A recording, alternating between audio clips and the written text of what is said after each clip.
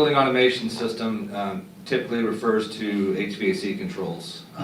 That's how I grew up in it when we were doing a BAS or even truly an EMS. It was really just talking about the HVAC equipment. And you know, over the years they've certainly gotten more intelligent and more capable. You know, then you start talking about a connected integrated building. Maybe you're connecting multiple building systems. I would say the three most common connected systems would be HVAC, lighting, and metering, primarily power metering, although sometimes water and gas gets in there. But I would say that's more, I've seen that more lately than I have, you know, in the first 20 years of my career. When you get interoperable, maybe you're actually using data from lighting to, you know, impact sequences on HVAC or vice versa, or maybe you're using the meter data to do some demand limiting or something like that. So that's how I would consider interoperable. And then when you really start talking about IoT centric, it's really where you're pushing as much of the edge to IT as possible.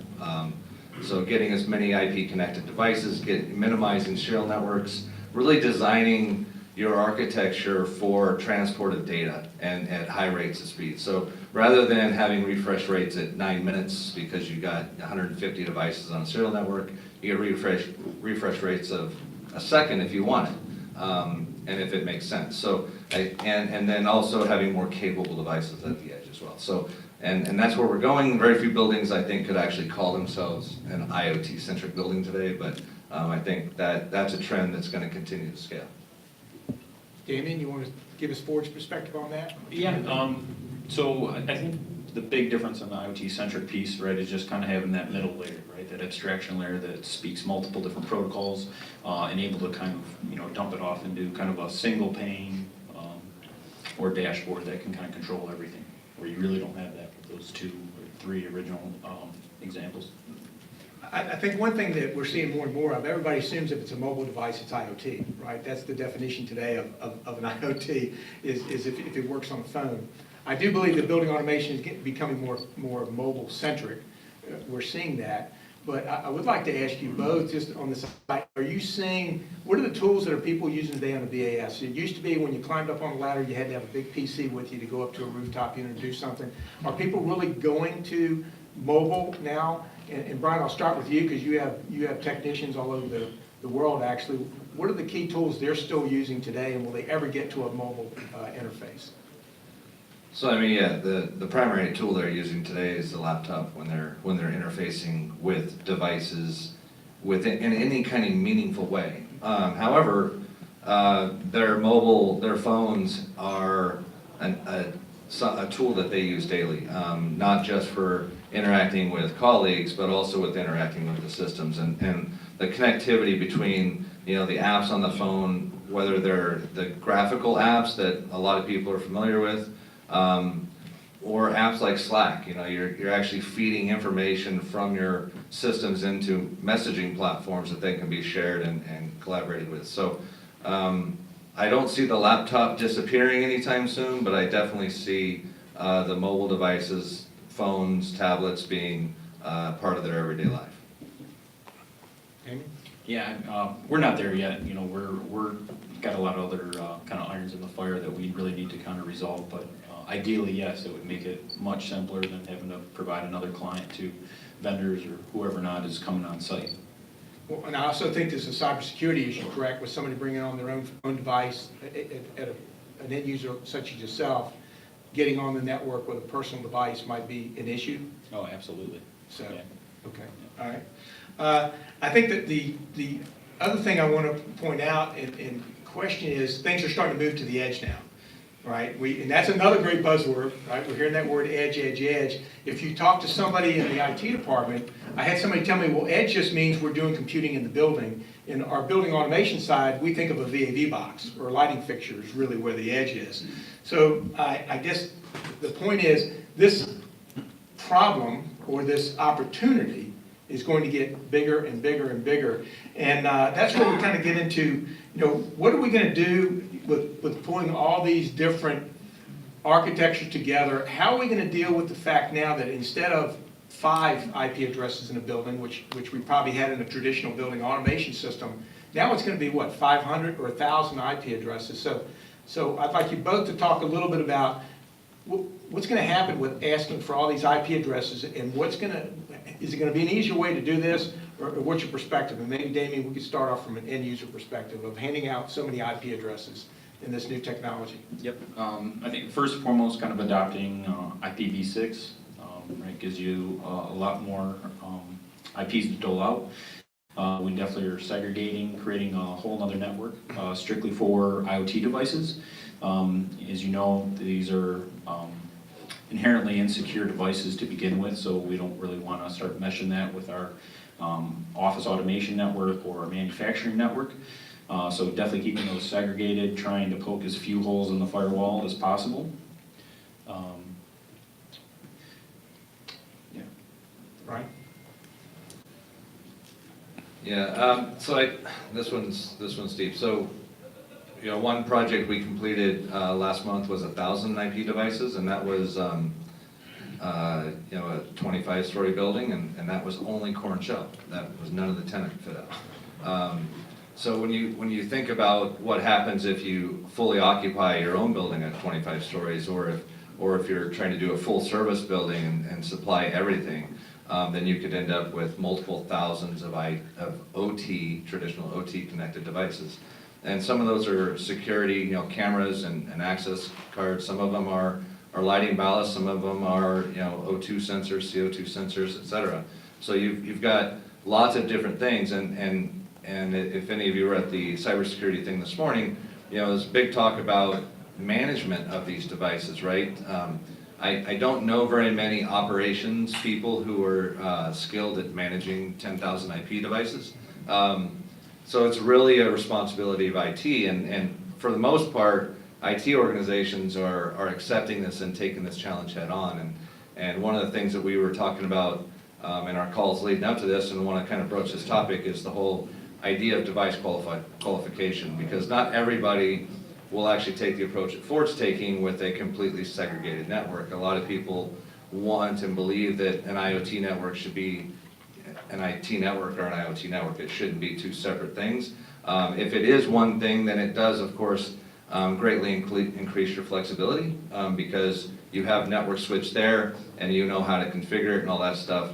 But what do you have to do for that device, and how well defined does that device have to be? Can it be, hey, this switch port knows that a device with this kind of traffic pattern and this intent and this amount of data, and all of these different things, and it's got a profile of VAV controller that when it's plugged in, that the machine knows everything about it, and if there's any kind of nuance about it, then it alarms, right, or alerts. And if there's not, if it doesn't meet the requirements of the expected device, that doesn't even allow it to communicate. Instead, it just sends up an alert to mothership. So there's a lot of work being done, by different teams. Curious, Damien, what you guys are doing for device qualification. Yeah, we're actually working on that process right now. We're trying to understand, what are all the different stakeholders that should be involved in that conversation. How do you kind of do that from a single team versus having this handoff down the process, and really automating that process, right? What happens when a device has pushed a new patch, right? You've got to do some kind of regression testing to make sure there isn't a failure somewhere else. Kind of going back to the architecture, I think the other piece I wanted to mention was about gateways, right? Leveraging the gateways to kind of reduce the number of IPs that are out there. It makes it a lot easier too for managing from a network standpoint. And we just heard a little bit about 5G. Is that, or in-building wireless? I'm curious if you're using any Wi-Fi in any of this, and what you see maybe going with 5G. And what did the person say when you asked for 1,000 IP addresses, Brian? So in that case, our company happens to do managed services for IT as well, and they asked us to implement the entire network because, like you heard earlier today, the construction process has not changed as fast as technology has changed, and I don't think that surprises anybody. But when we went to the IT group and said, hey, we actually need your network live about 3 months before occupancy, they laughed at us because they didn't plan to be there until a month after occupancy. So we instead negotiated with them, hey, we'll install your whole IT infrastructure, or at least enough of it to get all of these systems connected and started up, and we'll do it to your standards. And so we ended up having a different contract with their IT group to do just that, because they were not prepared at all to work in a dirty environment. And you can imagine, those of you IT professionals in here, you like your work environments to be clean. The equipment you're putting in likes clean work environments, and so that also becomes incumbent on the construction team to provide clean environments, maybe before they are traditionally ready to have a clean IT room or a cabinet or something. So there's a lot of planning, and it just goes back to that whole MSI discussion about how early an MSI truly has to be on the team, which also kind of conflicts with our traditional construction way that we do things.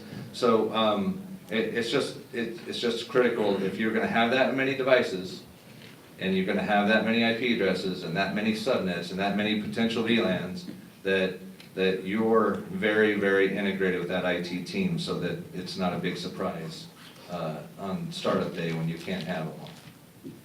And the other thing about an integrator, which is the rogue part, for IT people in the room, this what I'm saying. The OT contractors for the last 20 years have gotten a bad name in some cases. In some cases, they've earned it by working around IT. Putting rogue networks in. Hey, I couldn't get the 1,000 IP addresses, so I just made up my own. Things like that. And so we have to not do that. We have to collaborate together and make sure we get those things done correctly. Damien? Yeah, going back to the certification piece, I know this is a big issue with everyone, right? And we're trying to figure out how do we kind of wrap our arms around this. And I think you're going to see a lot more open source tools that are kind of coming down the pipe that you can leverage to really kind of do a lot of that automated testing.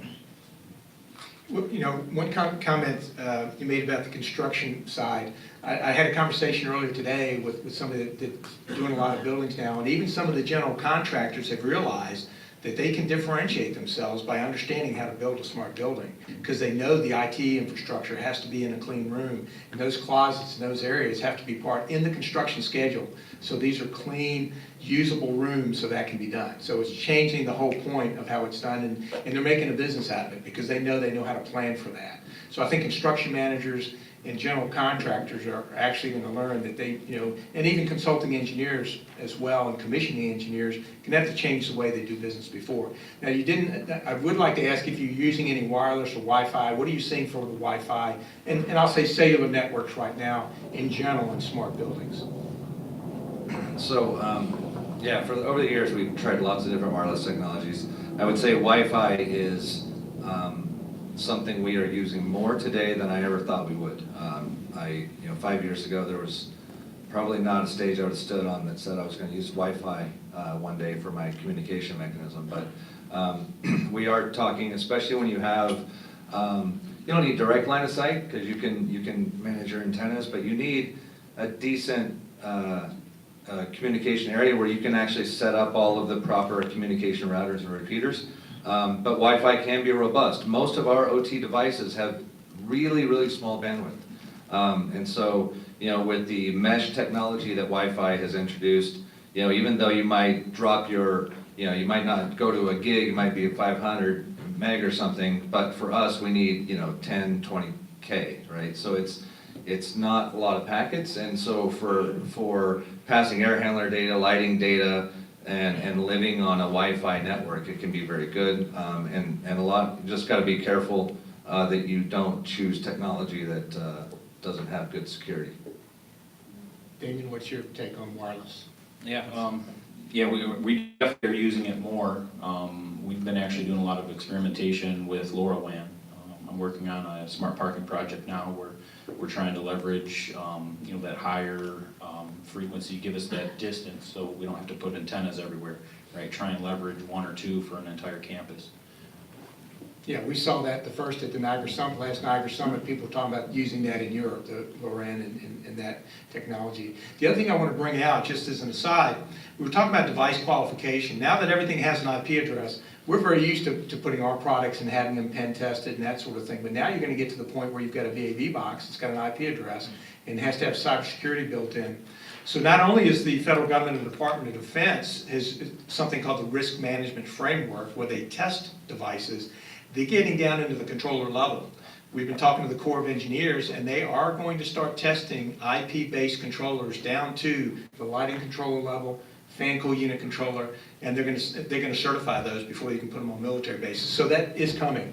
And I'm hopefully, maybe this can be some shared information that if one organization tests something, you can feel very comfortable that perhaps you could use that on a Ford network or something like that. So we are starting to see some of that. We're having discussions. We're in a pilot project right now with some of that. So I think that's the good news, is that people understand that these devices, once they have an IP address, they're just as, require the same cybersecurity as any other type of IT device in the building. Y'all concur with that as far as? Yeah, and as Damien said, hopefully, I know there's a couple of open source movements going on right now for specifically targeted at device testing and device qualification.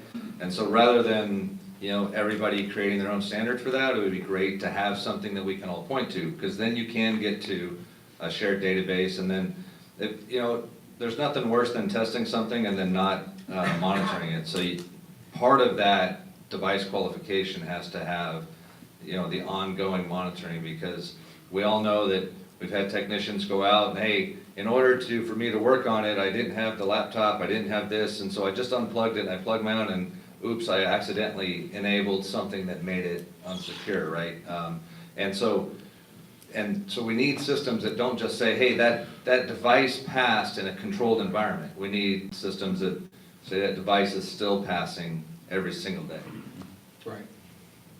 I think the other thing too that I'm starting to see now is live dashboards that are actually cybersecurity dashboards. So if something is not set up right, that somebody has changed the user roles or changed, gone from to disabled TLS in the browser or SSL, that it gives you an alert so hey, somebody has changed this. So I think that's going to become more and more an important part of any smart building system, that you're going to have an IT-centric knock, like your team probably is used to doing that for routers and those sort of things, but I think that same type of security dashboard is going to roll right down into again, a light switch or a meter, a smart meter, those sort of things. Absolutely. So, is that right? Yep. Right. Okay, so we've talked a lot. We've got another about 10 minutes or maybe a little less than that, so we want to open it up for questions. We got some great experts here, so let's have some. Oh, come on. All right, yes, sir. I wanted to follow up on your comments about setting up the network in the 25-story tower that you mentioned, because I think it's something that we're seeing more and more, the criticality of having a network up so you can commission anything.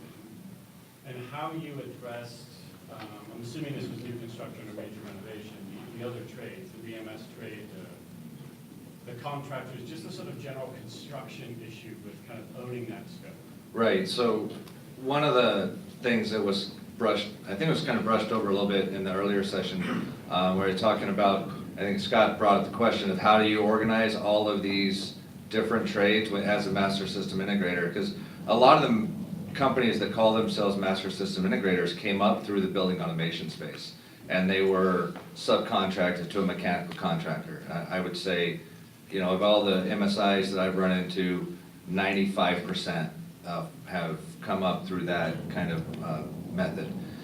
That doesn't work for this, right? So again, the MSI, the most successful projects, the MSI is directly contracted to the general contractor and working alongside those other trades. And that MSI, especially if they end up owning the network backbone, which is really, when you talk about system contractors, HVAC, lighting, all of those guys, I really don't think the MSI should be performing that work. There's so much to do as an MSI that, having to also focus effort on one of those major systems is to me a mistake.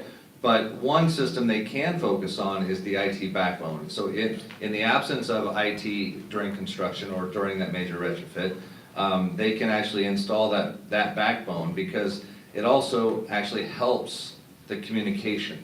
Because if the only way you as a lighting contractor can get your system to work is to come and get all of your IP addresses, your port assignments, your cable routing, all of that stuff comes back through the master system integrator, then it facilitates that immediately, right? The other thing is, if the MSI should typically be selected before many of those other trades, because the MSI can then be there, part of the submittal process, and really be part of the team from the beginning, versus being introduced, sometime during construction, and you're not perceived as part of the delivery channel. But when you're sitting there with the general contractor at the meeting, when you're onboarding your electrical contractor, your mechanical contractor, your fire alarm, all the different systems that might be integrated, they see you there all the time, and so the perception changes completely. It's not like you're an afterthought, you're there as part of the team. And that really matters, regardless if it's plan and spec or if it's design build. But primarily I've seen design build contracts go a lot better than a traditional plan spec job. Yes, sir, in the back. So you mentioned using Wi-Fi for even an air handler versus wired network. What are some of the issues you had that have had extensive downtime? Any issues that are not just related to signal strength with Wi-Fi? So we haven't, so I can't specifically speak to Wi-Fi because I haven't had significant down issues yet with Wi-Fi. We've been doing it less than a year because technology just wasn't there that we would trust. But in the past, when we've used other wireless technologies, one, there was a lot more antennas. And so the dependence became not only on the wireless device at the air handler, but also on the 2 or 3 antennas that were in the way. Also on the East Coast and the Midwest, lightning, it plays a gigantic role in uptime.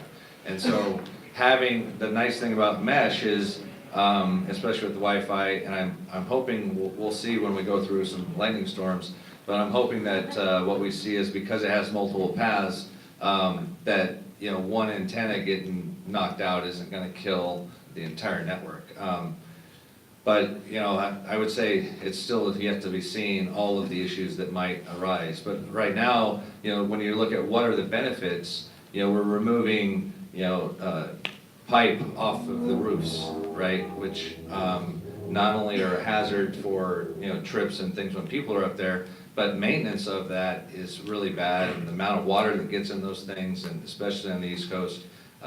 West Coast, we don't have that much rain, but in the East Coast, there's a ton of it. In the Southeast, you just see piping, whether they use plastic, which melts, or they used a metal, which breaks and rusts. It doesn't really matter. It's just a huge maintenance issue. So that's one of the big benefits. Plus all that wire that you're not running, and having to get through, especially if you're in shopping centers, trying to get through tenant spaces all the time. So there's a lot of benefit. Hopefully it will prove out to be a robust solution for us. Damien, quick question. You're okay with assigning a drop? I mean, is that something do you look at it as a financial side, or is your preference to have a wired drop to each device, or are y'all looking at maybe changing how you do? Yeah, it's obviously from a construction standpoint way cheaper to stand up the Wi-Fi, right, versus running twisted pair everywhere. And so we're actually looking into that right now. There's a couple products out there that are really going to kind of help enable that for some of our new buildings, right? We purchased the Detroit, Michigan Central train station, I think it was last year, and we want to kind of use that in one of our other facilities as kind of like our technology kind of, Sandbox. yeah, well, not sandbox, but kind of your pinnacle, right? We want it to be like a lot of the newer buildings that you're seeing being stood up around the world. Ken? Yeah, something I heard about in Atlanta that I hadn't thought of is what's happening in the fact that you do not have your IT network in place. Folks are creating guerrilla Wi-Fi networks to actually commission equipment because they can't wait until the end. Is there any comments about how to control that? And obviously your solution of getting the network in solves that problem, but there's a whole bunch of issues. If you, in a do-nothing scenario, you run the risk of somebody bringing in a guerrilla Wi-Fi system, setting up their equipment, and then taking it back out again and disappearing. Well, and part of good commissioning won't let them take it out, right? Yeah. Because that's the way it was commissioned, and then you end up with even a worse scenario. Okay. And I've also seen contractors leave, a road Wi-Fi access point in there so that their technicians have easy access to all the devices, right? And so, that's not the right answer. IT needs to be involved, and the right answer could be that the MSI coordinates with IT to get the network in, and the GC to the IT standards, so that IT can still, put resources on the job as they intended to and as they've always done, or IT just becomes a lot more integral in the project, right? And does it themselves and supervises that function. So there are really good answers to solve this problem. We don't have to have all of these one-off scenarios. I guess we're time. Well, can we hit one more? Yeah. Sure. Yeah, because Tim Gitterman with InfoSense. I have a question. I guess there's a IoT as a one-way read-only kind of data monitoring can move very fast in the market, right? We can make progress doing that, as long as, of course, it's meaningfully connected to people and insights and being able to monetize or derive insights from that. But a lot of that IoT is not going to control the equipment. Like you mentioned LoRaWAN. LoRaWAN can control something, but it's mainly a read-only and let's get this information, but it avoids all the security network compromises. So I'm wondering if you could speak to that tension between the need to get all this data, but then, how is that, the tension between controlling and From our perspective, there is ultimately the goal is to get data out so that you can do something with it, create actions, right? So without action, insights are meaningless, and so to have this opinion that you're never going to want to write back and that you're not going to design infrastructure to be able to command and control, whether it's with machine learning or AI or just some simple sequences. I think that's wrong. I think yes, you're right. We can throw sensors everywhere, and I can have a lot of data, and I can spend thousands of dollars or maybe hundreds of thousands of dollars figuring out what I need to do. But if I didn't really design the architecture to do something once I figured out what I needed to do, then I'm just at the same point. So instead of actually solving all of one problem, I've solved 10% of 100 problems, and that doesn't really move the needle for anybody. autonomous buildings have to have right back. So I want to thank you guys very much. Thanks for everybody for attending. And if you have any other questions, I'm sure Brian and Damien will kind of hang around the back if you have any more questions. So thank you very much for your time. Thank you.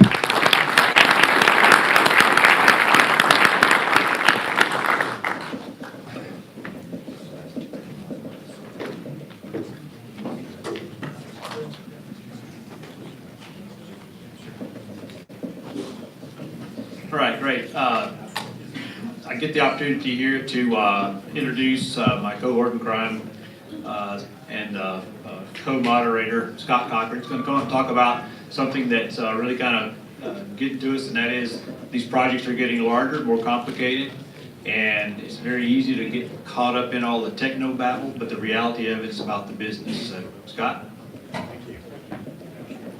Thanks, Leroy. It's me again, your moderator.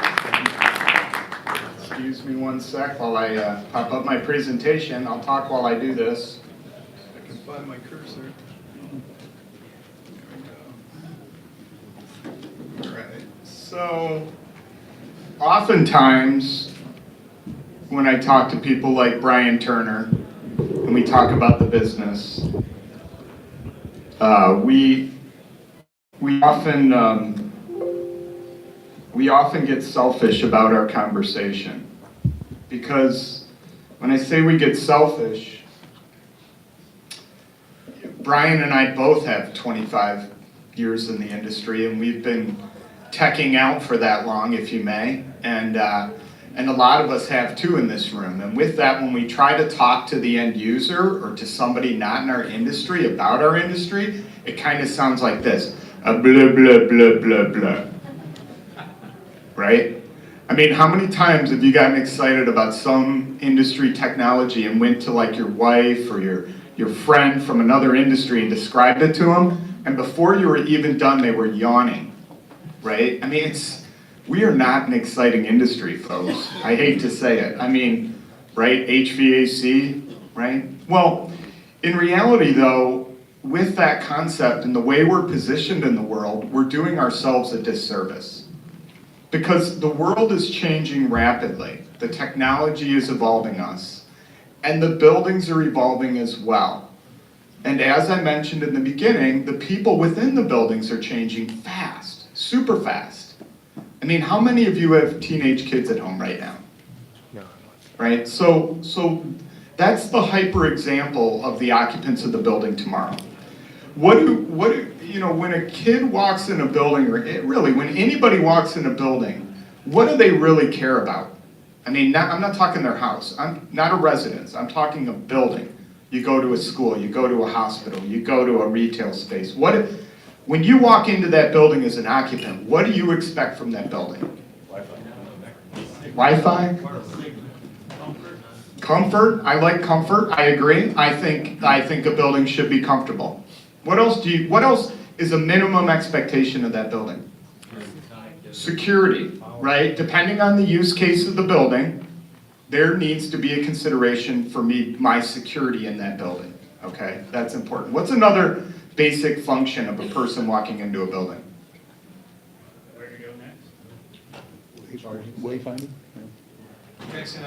I'm gonna say safety.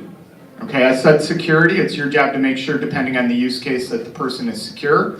But you also, as a building, need to make sure that if there's a toxic gas leak, if there's a fire, if there's a major system failure, that your occupants are safe, right? Safety, security, and comfort is what I believe an occupant expects from a building, okay? And again, I'm starting at a very high level because I'm trying to help you all help talk to the rest of the world about what we do. And I like to use that as a way to describe as an integrator, what are you doing as an integrator? And oftentimes I say, well, the integrators, they combine comfort, safety, and security in a building, and they bring it together to create a positive occupant experience. Okay, that's one way to talk about it, right? Because if you think about the industry outside of us, they're the ones who buy our systems. That's where the money comes from for our systems. It comes from people that don't have a clue what we do, guys and gals, right? So in order to talk business with them, we have to position ourselves properly. And I encourage all of you to rethink how you position yourself when you talk about yourself outside of people in the industry. So there's some things going on around us that are shifting us towards the occupant experience, towards more funding for integration and other things. And I'm going to talk about some of these trends. And I just want to thank in advance my friends at Acuity Brands. I just hosted a conference, a regional conference similar to this, and Acuity participated. They're letting me borrow their slides. Thank you, Acuity, for letting me do that, because I was too lazy to make my own. No, I'm kidding. Okay. So this is interesting. So did you know that people who reside in cities spend an average of 90% of their time indoor building spaces, right? So, I mean, again, I have kids, so I'm studying this, but the next generation of people don't go outside as much. Just saying. It's a different, there are more, the cities are getting bigger, right? I was in a dealer meeting with people from all over the country prior to this. And we all talked about the economic status of our markets. And everyone talked about the cranes in the sky in major markets. So you're seeing this convergence of people moving back into the cities and populating it. And with that, the spaces they're in are becoming more and more important. Not just in terms of efficiency and stuff, but how much do these people like being there and why do they like it? Another trend that's happened is that if we look at kind of the track of where the buildings are headed, we look at a typical building with a standalone system, and then of course, DDC, the digitization of everything, it gave us the ability to connect the building, which is, to create that holistic view of the building, bring all the systems, look at them together. But now the next phase, and where we're really headed and what's really transitioning us, is not just the connected building, but the connected and smart businesses that use the building and how they use that building. Because depending on the use case of the building, the system that's within it can support it in numerous different ways, okay? So as we get to these connected buildings, so imagine this, so we digitized all the systems in the building, okay? And then we connected them all together into a network, and now we're starting to connect these buildings together with common networks, right? And we're creating the ability to do things in buildings we could never do before. When we look at return on investment, so I think in one of the earlier speakers, we talked about return on investment and how he said, I can't tell you what the return on investment is to the board. I can only tell you it's gonna come, right? But in reality, we do have a return on investment for a smart building, okay? So let's start with the basic return on investment. The first return on investment on a smart building is it is gonna be more energy efficient. We can bring more tools together, we can look at the total package, and we can tune that thing to be efficient. We can bring analytics in, fault detection, a whole bunch of other things to keep it energy efficient, and we can report its efficiency, right? And there's a payback there when we save energy. It's easy to calculate. But now, if you look at, in terms of the buildings today and kind of what Damien was talking about with Ford and a lot of other end users, they're not just looking at the return on investment in terms of energy. They're also looking at, when they look at technologies, they also look at the return on investment in the thing called business efficiency, okay? So you have energy efficiency and you have business efficiency. Business efficiency is how does the system let the business operate better within the space it's in? Reducing the cost of operation, reducing the number of people needed for functions in a building. Those are tangible costs to a building. I'm sure a lot of you, and I didn't bring the slide because it's a little overdone, but how many of you have heard of the 330-300 rule? Quite a few of you, but not all of you, so I'll explain it to you briefly. So what this talks about is, again, this is about return on investment for a building. So if you look at the square footage of the building, it costs somebody $3 per square foot for the energy for the building, okay? It costs them $30 per square foot for the lease, for the, the infrastructure for the building, for the building itself, for the property, right? $30. And then the people who occupy that space, they're paying $300 per square foot for the people within it. So when we start going after saving money for a company, and we focus on energy, we're focusing on the $3 spend, okay? When we come in and we focus on business efficiency, we're focusing on that $30 and that $300, right? Now we're saving incrementally more money with a system that before was just looked at as saving energy, okay? All right. So let's kind of look at this a little bit more. So if we look at energy management again at that $3, and then space management at that $30, that $30 really, it does bode into the lease rate, and it does bode into the cool factor of the building and things like that as well. In terms of, I believe one of the other speakers mentioned the difference in value between a smart building and a non-smart building, okay? That's where that $30 gets affected. That's where it goes from $15 a square foot to $30 a square foot on the sale of the building because it had the tech in it. That's why people pay the extra lease rate, because it's got the tech in the building, and they're bringing in more tenants because the tech was there. You're improving that $30, right? Okay? So there's a lot to that. But there's actually another level of payback. There's a next, believe it or not, there's another level of return on investment on a smart building. And this is in building performance. So what if the system you put in the building, what if it changed that business so it created more revenue? What's the payback on that? There's no number, right? Now you're talking about stock prices and, you know, stuff like that. You know, we get I'll take, you know, 5 shares of stock for that, you know, added business I just gave you through this really cool tech that we're using now in your building, right? So there's so you have energy efficiency at the base level, you have business efficiency is the next thing to sell into, but then the next level, of course, is what I said, which is really business performance. It's actually changing how a business attracts revenue or brings revenue in. If you think about use cases for buildings, and let's just talk about a couple use cases or different segments of buildings that we serve. If you think about a hospital, okay, you know, if you're going into a hospital and you're selling an integrated system and you're going to provide something that's going to change how the people who come, like the patients, how the patients receive something like comfort. Say you improve just comfort for every patient in a hospital, okay? And you do that through new technology.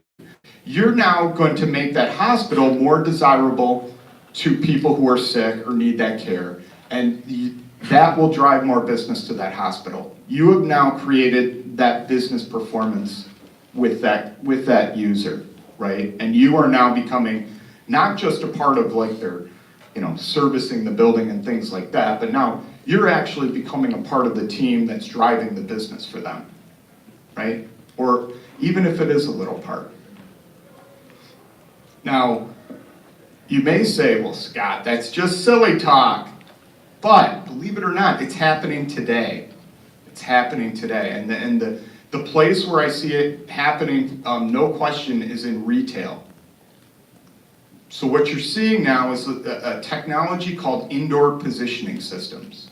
And indoor positioning systems use sensors and light fixtures and Wi-Fi access points, and it uses an app, commonly, or other methods.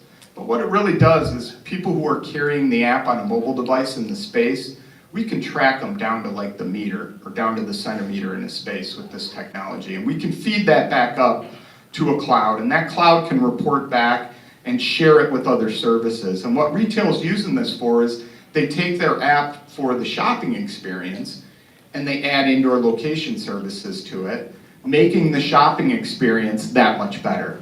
So when you walk into the store and you say, oh, I need like apples and oranges and this and that, it draws you a map to where to go. And as you're walking, and you may walk by certain items that you had bought in the past on the app, it'll pop those items up and say, hey, there's a sale on bananas as you walk by, right? And these apps are improving the retail experience to where they're getting more customers because of it. And the investments they're making in this technology are enormous. They make a BAS system look like just like a little nothing, right? In terms of the investment dollars that they'll put into helping their business grow. And I would say in our industry, and I haven't been here that long, but I'm pretty sure this is one of the first times in my 20 some odd years of this industry where I've actually seen us have the ability to affect the business of the, you know, of the building we're serving. And that's why I get so excited. So I'm gonna skip this one pretty quick, but again, some of the why now. There is so much constant information being shared to people now. The next generation of people will have so much more access to the information, and we, in turn, will have more information about them in the building. As they turn their devices on, as they walk through, we're gonna be able to capture more information than we ever did, and use that to serve them better in the building.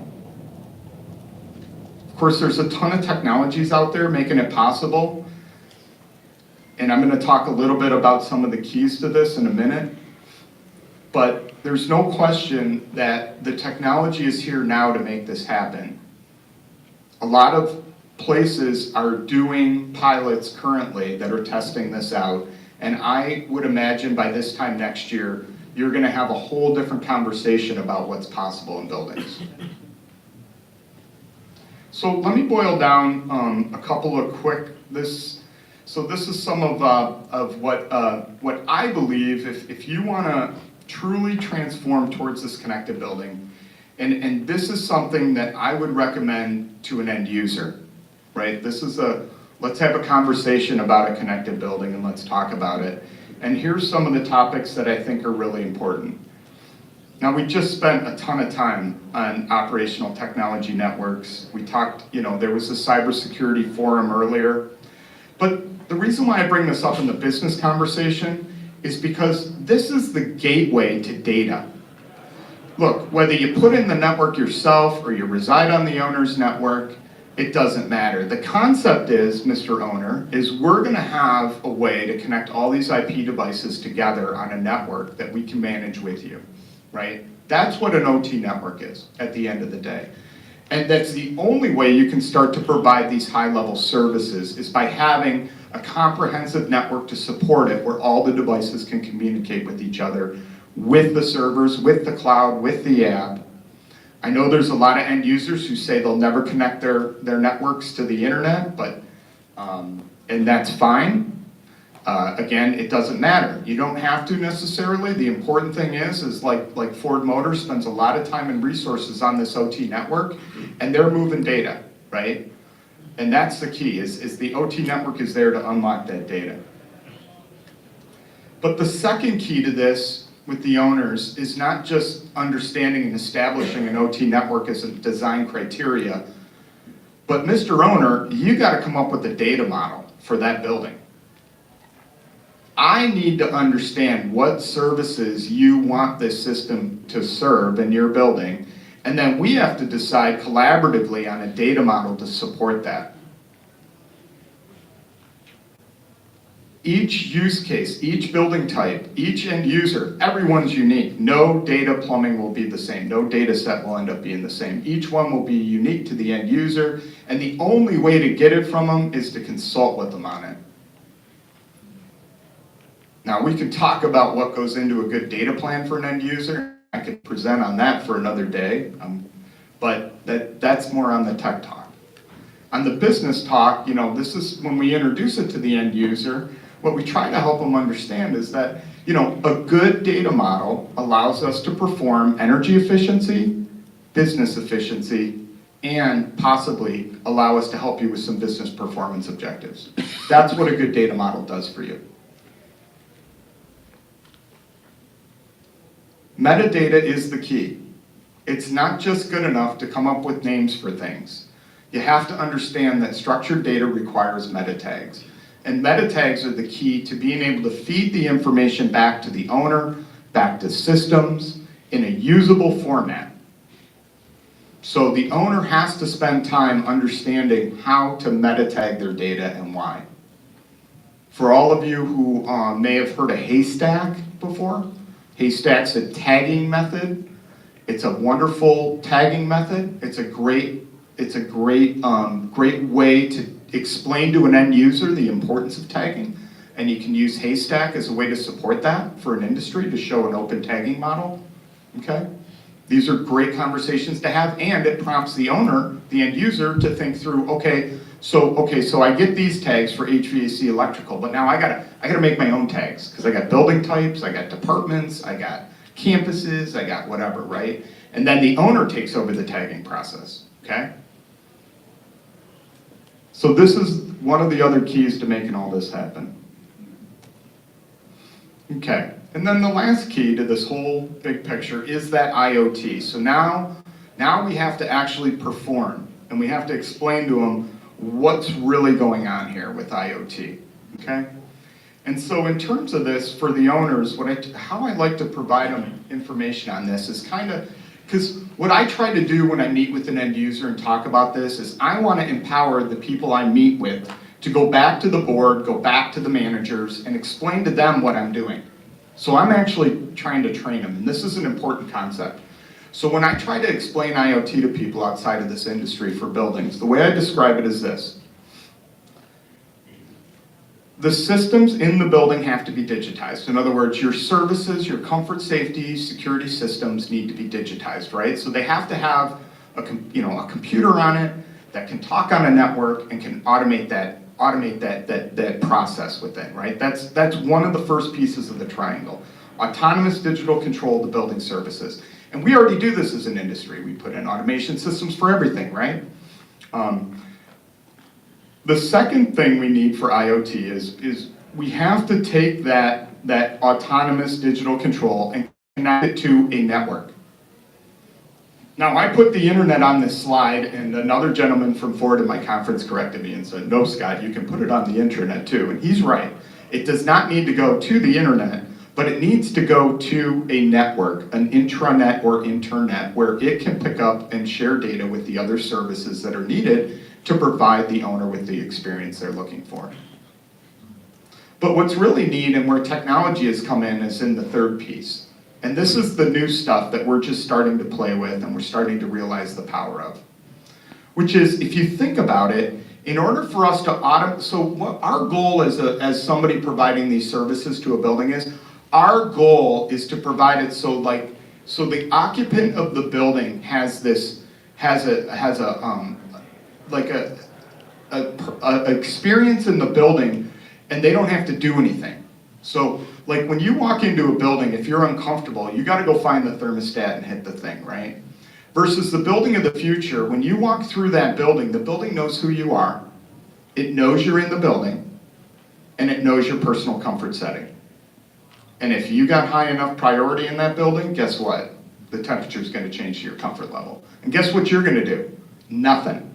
You're just walking in the building and you're the big C-level guy. Right?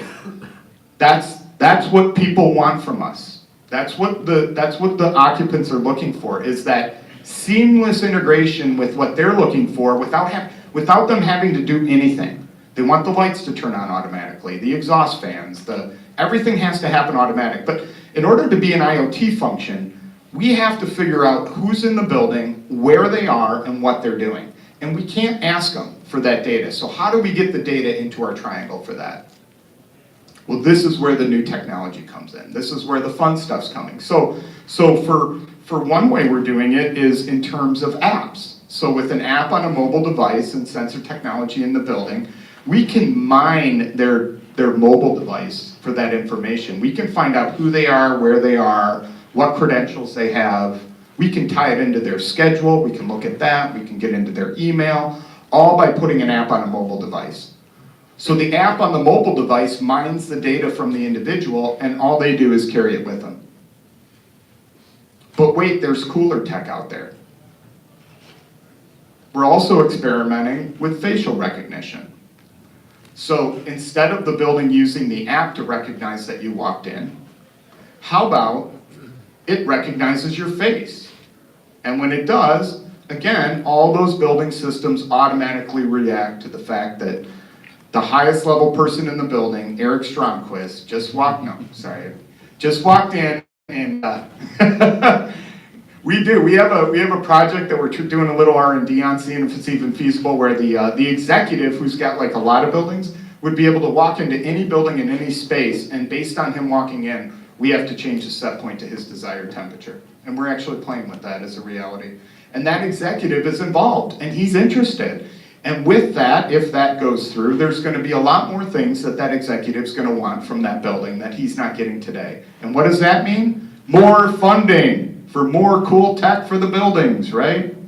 So, okay, I'm down to my last 45 seconds. So I'll leave you with this. When you take the information you have in the industry and you have all this knowledge, I'm going to tell you to throw it out, think in very basic terms, and start talking to people outside the industry about what we do to build excitement, to build the funding we need to get this new tech in to prove that it's truly valuable at multiple levels for all these companies we serve. Okay, so with that, I'm going to cut myself off. Leroy, we're on break, right? Yep. And what time's our return? Back in at 4:20.